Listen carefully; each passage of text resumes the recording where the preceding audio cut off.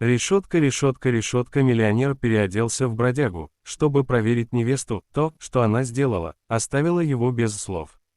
Сочи, конец сентября. Виктор Лебедев, 39 лет, владелец сети отелей и девелоперских компаний, состояние около $800 миллионов. Через 3 недели свадьба с Верой, 27-летней красавицей, бывшей моделью, с идеальным инстаграмом и безупречными манерами. Все вокруг твердят: «Вить, ты счастливчик». Но что-то внутри все время шептало: а вдруг она любит не тебя, а твой счет? Он решает проверить. По-настоящему. Нанимает лучшего гримера из Московского театра. 3 часа, и в зеркале смотрит на себя абсолютно незнакомый человек, грязная борода, старый ватник, рваные кроссовки, запах перегара и сигарет. В кармане 300 рублей мятыми купюрами и старый телефон без симки. Вера ждет его в их любимом кафе на набережной Ривьера, там, где он когда-то сделал ей предложение. Он, случайно, опаздывает на 2 часа, пишет: застрял на важной встрече, прости, солнышко, буду поздно. А сам уже сидит на лавочке напротив входа в образе бомжа.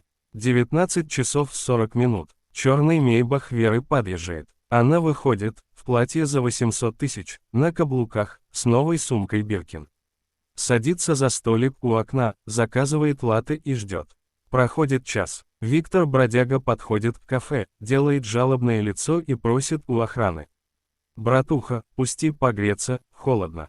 Охранник морщится, но пускает, только в угол, не приставай к гостям. Виктор садится на пол в углу, метрах в 5 от Веры. Поднимает глаза и тихо, хрипло говорит: «Девушка, не найдется ли 50 рублей на еду? Очень голодный». Вера поворачивается, смотрит на него с отвращением. Затем громко, чтобы все слышали: «Отвали, алкаш, иди работай, а не попрошайничай. Фу, воняет от тебя на весь зал». Люди оборачиваются, кто-то снимает на телефон, охрана уже идет выгонять. Виктор встает, отряхивает ватник и снимает бороду. Прямо в зале, одним движением, Вера замирает с открытым ртом. Латте выпадает из рук. Он смотрит ей в глаза и говорит спокойно, без крика: «Спасибо, Верочка, ты прошла тест, только не тот, который думала». Поворачивается к охране: «Парни, проводите девушку к машине. И больше никогда не пускайте ее ни в одно из моих заведений».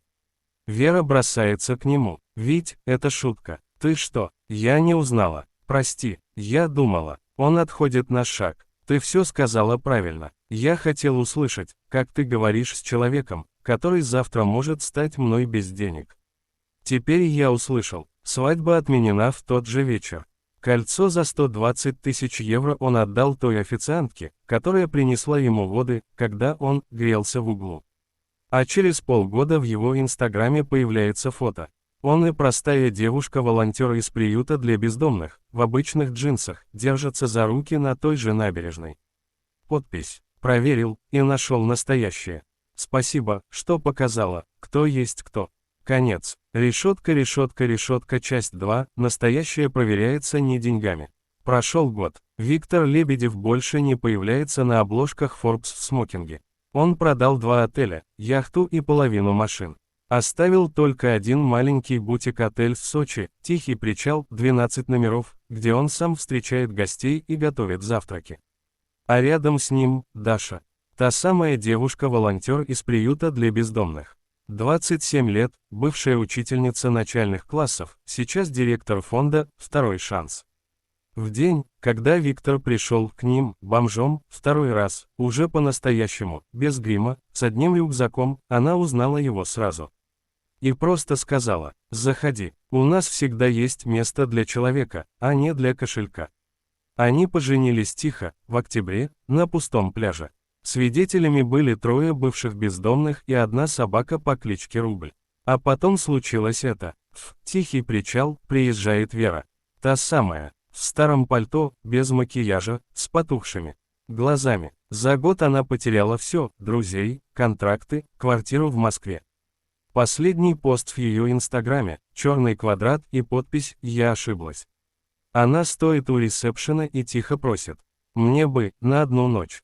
У меня осталось 800 рублей. Если можно, просто в подсобке поспать». Даша выходит из кухни, вытирает руки о фартук и узнает ее мгновенно. Вера падает на колени прямо на деревянный пол. Я знаю, что не имею права, просто мне больше некуда идти.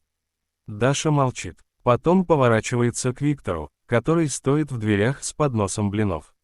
Он смотрит долго, потом ставит поднос, подходит и протягивает руку, помогая Вере встать. Номер 7 свободен. Душ, чистое белье, ужин. Оплата, посуду помыть и цветы в саду полить утром. У нас так все платят, кто не может деньгами. Вера плачет. Впервые за год, по-настоящему. Наутро она выходит в сад в старом фартуке, который когда-то носила Даша. Поливает розы, молча, а через месяц остается навсегда. Сначала уборщицей, потом администратором. Сейчас ведет детские мастер-классы для детей из приюта, которые приезжают в Тихий причал на каникулы. Виктор и Даша наблюдают за ней с террасы. Даша тихо говорит: «Ты не обязан был ее прощать». Виктор улыбается: «Я не ее простил. Я себя простил за то, что когда-то чуть не женился на деньгах. А она теперь тоже платит не деньгами». На воротах отеля висит новая табличка. Здесь нет VIP номеров. Есть только люди. И второй шанс для всех. А в саду каждое утро цветут розы, которые поливает бывшая невеста миллионера. И никто никогда не напоминает ей, кем она была. Потому что здесь важнее, кем ты стал. Конец. Теперь точно. Второй шанс – это не роскошь. Это то, что делает нас людьми.